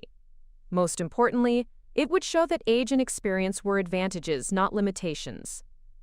My name is Eleanor Hartwell. I'm 70 years old. I spent 30 years as an art recovery specialist, and 6 months proving that retirement doesn't mean you lose your skills. Daniel thought he was stealing from a sentimental old woman who wouldn't know how to fight back. He learned that some old women have professional networks that span multiple states and decades of experience tracking criminals. And he learned that the people you underestimate are often the people most capable of destroying you. Every single piece is back where it belongs. And Daniel has 7 years in prison to think about what happens when you steal from someone who spent their career catching thieves. Justice, it turns out, has no expiration date. 1 year after Daniel's sentencing, I received a letter that would change everything I thought I knew about my case. The envelope bore the letterhead of the FBI Art Crime Team, and the return address was Washington, D.C. "Mrs. Hartwell," the letter began, "your recovery work in the Daniel Hartwell case has led to the discovery of a multi-million-dollar art theft ring operating across 7 western states. We would like to invite you to consult on the expanded investigation." Multi-million-dollar art theft ring. 7 western states. What had started as recovering my stolen antiques had uncovered something much larger. The letter was signed by Special Agent Jennifer Torres, whom I'd never heard of but who apparently knew quite a lot about my background. Pocracod. I called the number provided immediately. "Agent Torres," the voice answered on the second ring. "This is Eleanor Hartwell," I said. "I received your letter about consulting on an investigation." "Mrs. Hartwell, thank you for calling so quickly," Agent Torres said. "Your work with Marcus Webb has provided crucial intelligence about a criminal network we've been tracking for 3 years. Criminal network we've been tracking for 3 years. The FBI had been investigating the same dealers who'd bought my stolen pieces." "I'm not sure I understand," I said. "I was just recovering my own property." "You were doing much more than that," Agent Torres replied. "The dealers you identified have been selling stolen art worth over $12 million. Your son was just one of dozens of thieves feeding pieces into their network." Stolen art worth over $12 million. Dozens of thieves. Daniel's theft from me was part of something massive. "What kind of consultation are you requesting?" "We need your expertise to pose as a high-end collector," Agent Torres explained. "The dealers know you as Eleanor Morrison, the wealthy widow who bought the jade figurine. They don't know you're Eleanor Hartwell, the victim whose case brought down Vincent Reyes. They don't know you're Eleanor Hartwell. My undercover identity was still intact and could be used for a larger investigation." "This sounds dangerous," I said. "It could be," Agent Torres admitted. "These people have connections to organized crime groups that use art theft to launder money. But you'd have full federal protection and backup." Connections to organized crime groups. Money laundering. The stakes were much higher than I'd realized. "Why me specifically?" "Because you've already established credibility with their network," Agent Torres said. "And because your 30 years of experience make you uniquely qualified to identify pieces they might try to sell." Uniquely qualified to identify pieces. The skills I'd developed over 3 decades were exactly what the FBI needed. "I'll need to think about this," I said. "Of course," Agent Torres replied. "But Mrs. Hartwell, this investigation could help recover stolen art for hundreds of victims like yourself. Hundreds of victims like yourself. People who'd had their life's work stolen by criminals, who thought they'd never be caught." That evening, I sat in my study surrounded by my recovered collection, thinking about Agent Torres's offer. At 71 years old, was I ready to take on organized crime? But then I thought about all the empty spaces in other people's homes, all the family heirlooms that had been stolen and sold to criminals, all the victims who didn't have the skills or resources to fight back. I called Agent Torres the next morning. "I'll do it," I said, "but I have conditions." "What conditions?" "Marcus Webb works with me as my partner," I said. "I want Detective Mills from Phoenix involved in any cases that affect Arizona victims. And I want guarantees about safety protocols." "Done," Agent Torres said immediately. "When can you come to Washington for briefing?" 2 weeks later, I sat in an FBI conference room, looking at a wall-sized map covered with pins representing art thefts across the western United States. Each pin represented a victim whose collection had been raided by thieves working for the same network that had purchased my pieces. "This is the most sophisticated art theft ring we've encountered," Agent Torres explained to the assembled task force. "They recruit local thieves, provide them with forged documentation, then move stolen pieces through a network of dealers who specialize in selling to collectors who don't ask questions. Most sophisticated art theft ring. Local thieves. Forged documentation. Network of dealers." Daniel had been just one small part of a massive criminal enterprise. "Mrs. Hartwell," Agent Torres continued, "your case broke this investigation wide open because you had the skills to trace the sales and the courage to go undercover. Broke this investigation wide open. The professional recognition that my work had made a real difference. Why yarer helloe, why iation, he hel braloe." The briefing revealed shocking details about the scope of the operation. Over 3 years, the network had stolen art worth more than $15 million.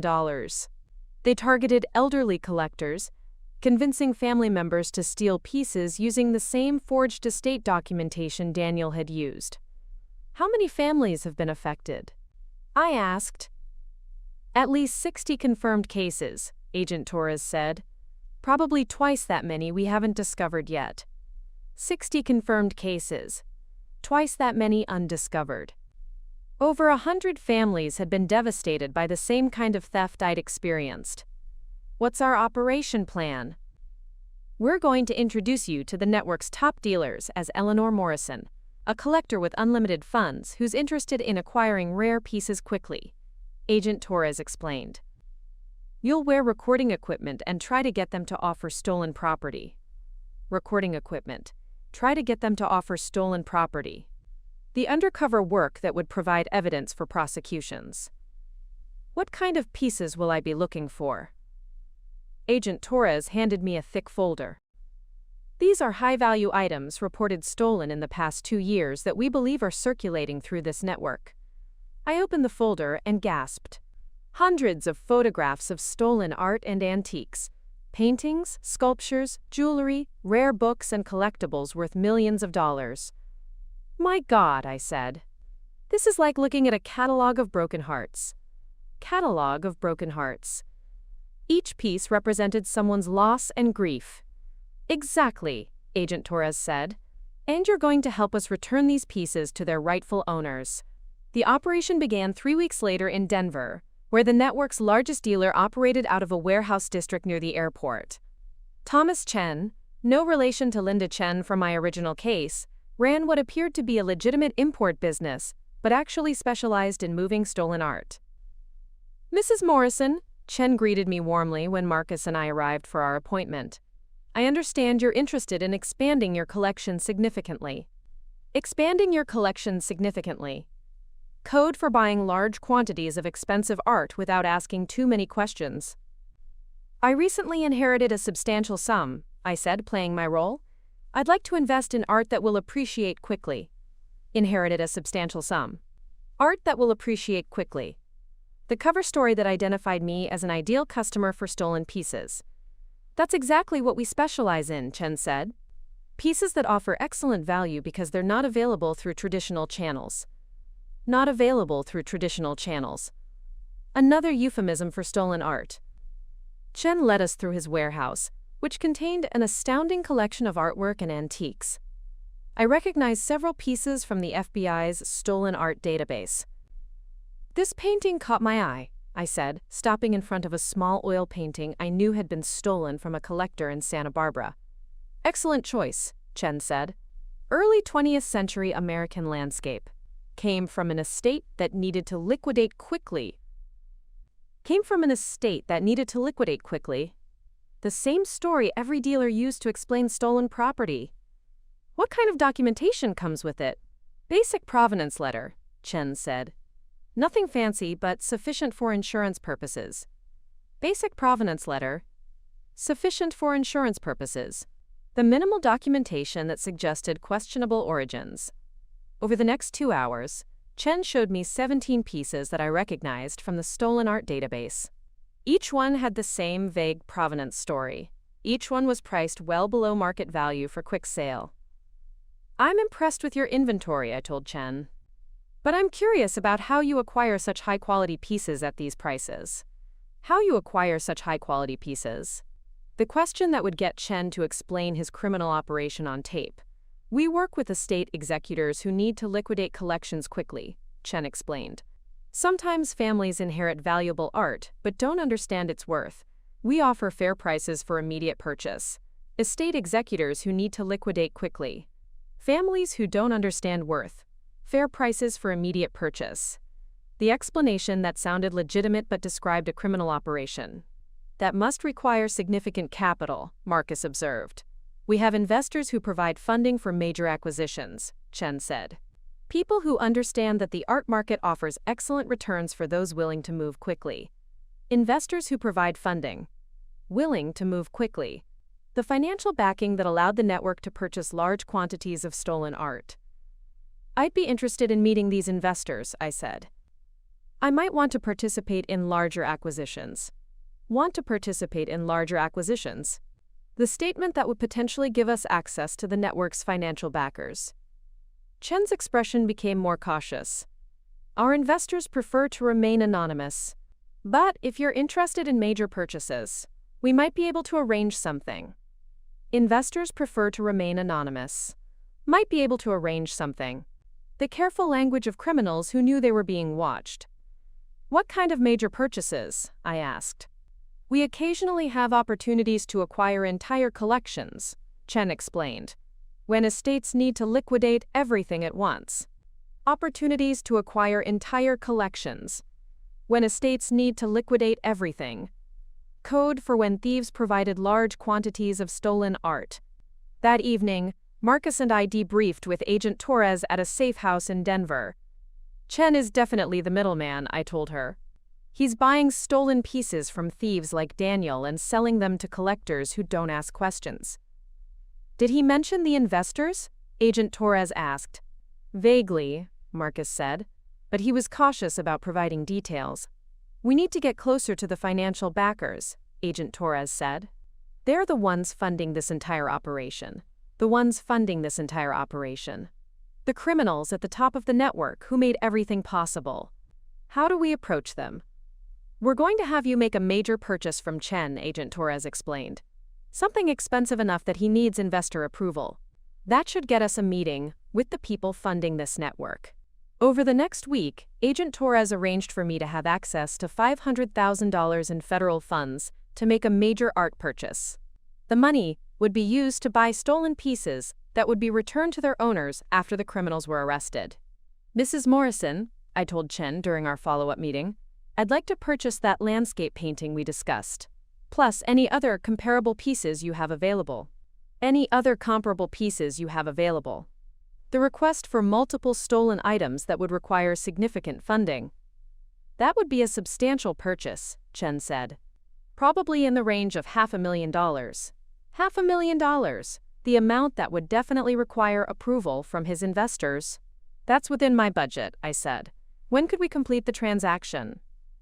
I'll need to check with my partners, Chen said. Purchases at this level require additional approval. Additional approval. The opening we needed to access the network's leadership. 2 days later, Chen called to arrange a meeting with his, quote, investment partner. The meeting would take place at an upscale restaurant in downtown Denver. Mrs. Morrison, Chen said when we arrived, I'd like you to meet Mr. Alexander Petrov. Alexander Petrov was a well-dressed man in his 60s who spoke with a slight Eastern European accent. He looked like a successful businessman, not someone who funded art theft rings. Mrs. Morrison, Petrov said, Thomas tells me you're interested in making significant acquisitions. Significant acquisitions. The euphemism for buying large quantities of stolen art. I believe art is the best investment available, I said, especially pieces that offer excellent value. Excellent value. The code phrase that indicated I was willing to buy stolen property. Thomas has shown you our current inventory? Petrov asked. Some of it, I said. I'm interested in purchasing multiple pieces if the prices are reasonable. Multiple pieces if the prices are reasonable. The statement that would get Petrov to explain their pricing strategy. Our prices reflect the reality that these pieces come from. Motivated sellers, Petrov explained carefully. Motivated sellers. The euphemism for thieves who needed to sell stolen property quickly. What kind of motivated sellers? I asked. Families dealing with financial pressures, Petrov said. Estate executors who need quick sales. People who inherited valuable pieces but need cash more than art. Families with financial pressures. Estate executors who need quick sales. The same stories Chen had used, but coming from the network's financial backer. How do you find these motivated sellers? We have representatives who identify opportunities, Petrov said. People who understand the art market and can recognize when collections might become available. Representatives who identify opportunities. People who understand the art market. The network of thieves and scouts who identified targets for theft. During the conversation, Petrov revealed crucial details about the network's operation. They had representatives in 12 cities who identified elderly collectors with valuable pieces. They recruited family members or employees to steal specific items using forged documentation. They provided funding for quick purchases and moved pieces through dealers like Chen. This sounds like a very sophisticated operation, I said. Art is a sophisticated market, Petrov replied. Success requires organization and capital. Success requires organization and capital. The admission that their criminal enterprise was organized and well-funded. I'm impressed, I said. I'd like to begin with a $500,000 purchase and potentially expand from there. Begin with $500,000 and potentially expand. The commitment that would finalize the criminal transaction and provide evidence for prosecution. Excellent, Petrov said. Thomas will arrange the details. That evening, Agent Torres coordinated with law enforcement agencies in 4 states to prepare for simultaneous arrests of the network's leadership. Tomorrow morning, she told me, you'll complete the purchase with Chen. As soon as the money changes hands, we'll arrest everyone involved. Arrest everyone involved. The culmination of months of undercover work. Friday morning, I walked into Chen's warehouse carrying a briefcase with $500,000 in marked federal funds. Marcus wore recording equipment that would capture the final criminal transaction. Mrs. Morrison, Chen greeted me, ready to add some beautiful pieces to your collection? Absolutely, I said, opening the briefcase. I've been looking forward to this. Chen had assembled 17 pieces for the purchase, including the landscape painting from Santa Barbara and several other items I recognized from the stolen art database. Here's your documentation, Chen said, providing forged provenance letters for each piece. Everything looks perfect, I said, counting out the money.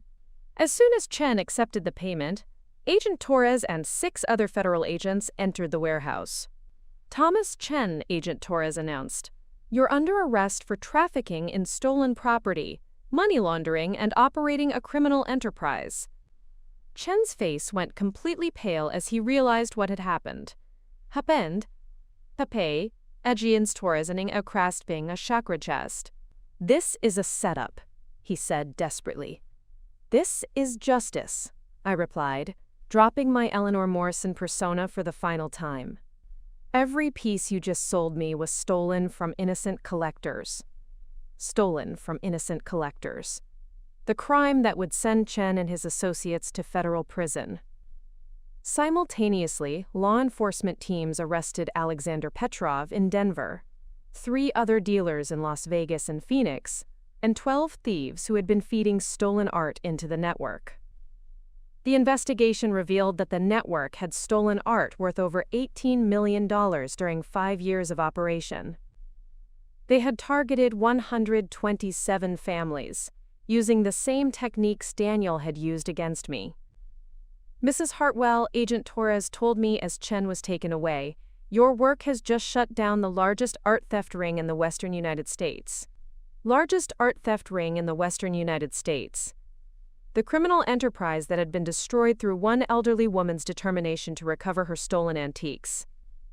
Over the following months, I worked with the FBI to contact victims whose stolen pieces had been recovered. Each conversation was heartbreaking and hopeful.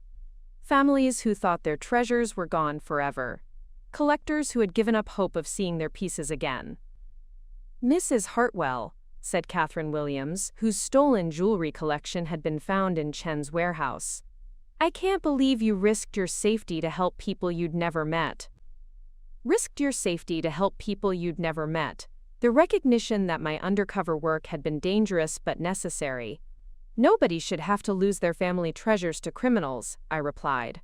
"Art and antiques connect us to our history. Stealing them is stealing people's memories. Stealing people's memories. The real crime that went beyond financial loss." The final tally was extraordinary. Law enforcement recovered stolen art worth $14 million. 89 families got their treasures back. Alexander Petrov and Thomas Chen received 15-year federal sentences. Daniel's sentence was extended to 12 years for his cooperation with the larger network. 6 months after the arrests, I received an invitation that surprised me more than the FBI letter had.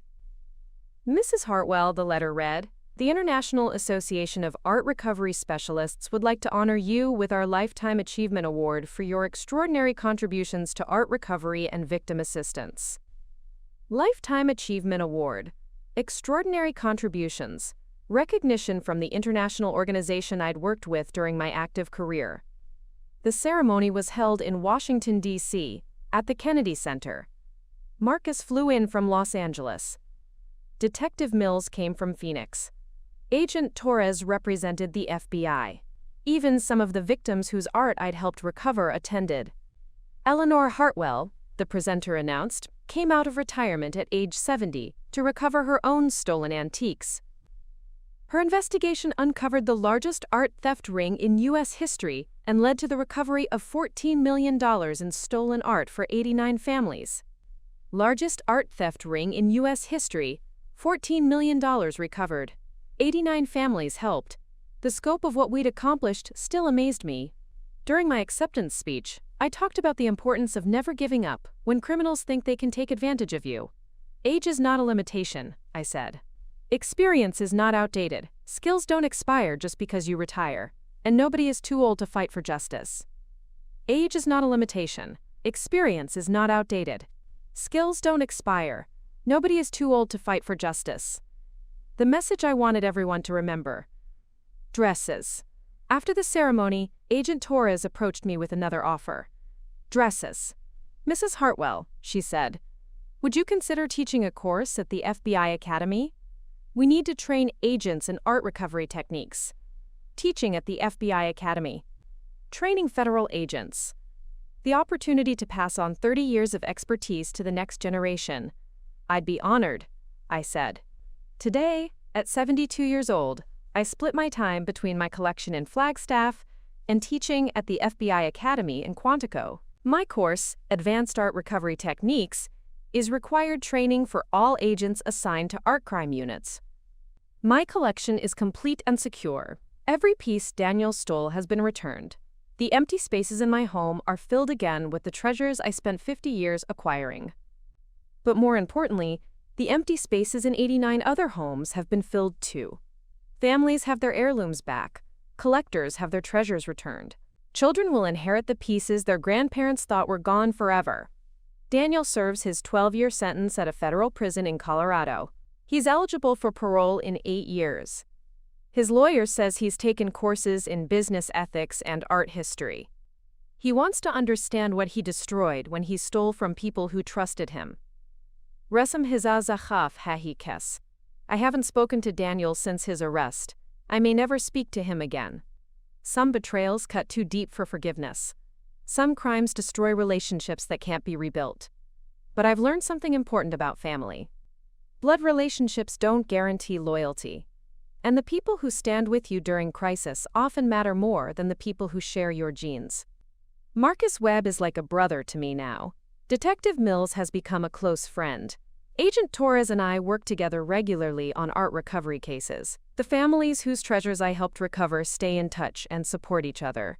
My real family isn't the son who stole from me. It's the community of people who fight for justice and help each other heal from crime. 3 months ago, I received a letter from a woman in Oregon whose grandfather's art collection had been stolen by her nephew.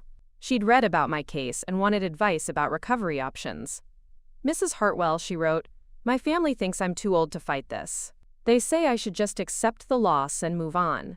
But these pieces meant everything to my grandfather. I can't let them disappear. Too old to fight this. Should just accept the loss." The same dismissive attitudes I'd faced from Daniel. Keep. I called her immediately. Keep. "Mrs. Patterson," I said, "you're never too old to fight for what's right. And I know exactly how to help you get those pieces back." Never too old to fight for what's right. The truth I'd learned through experience. We recovered her grandfather's collection within 6 weeks. All 12 pieces, including a Civil War diary that had been in her family for 160 years. Mrs. Hartwell. She told me when I delivered the final piece, "You've given me back my family's history. Given me back my family's history. The real reward for using experience and skills to help others." My name is Eleanor Hartwell. I'm 72 years old. I spent 30 years as an art recovery specialist, came out of retirement to recover my own stolen collection, and accidentally uncovered the largest art theft ring in U.S. history. People told me I was too old to fight criminals, too sentimental about old things, too naive to understand modern crime. They learned that some old women have professional networks that span decades and skills that never deteriorate. They learned that experience is the most powerful weapon against people who think they can take advantage of you. And they learned that justice has no expiration date, no age limit, and no statute of limitations for people determined enough to seek it. Daniel thought he was stealing from a confused old woman who would never figure out what he'd done. He was actually stealing from a professional investigator with 30 years of experience, tracking criminals exactly like him. The confused old woman existed only in his imagination. The professional investigator was real, dangerous, and absolutely determined to destroy anyone who thought they could steal her life's work. Sometimes the people you underestimate are exactly the people you should fear most. And sometimes the best revenge is not just getting your own property back, but making sure the criminals can never hurt anyone else again. Every single piece is exactly where it belongs, and Daniel has 12 years to think about what happens when you steal from someone who built their career on catching thieves. Age and experience aren't limitations. They're superpowers. Thank you for following Eleanor's story. If this helped you recognize that age and experience are advantages, not limitations, please share it with someone who might need to hear it. And remember, nobody is ever too old to fight for justice. Subscribe for more true stories about ordinary people who proved that wisdom and determination can overcome any criminal. See you tomorrow.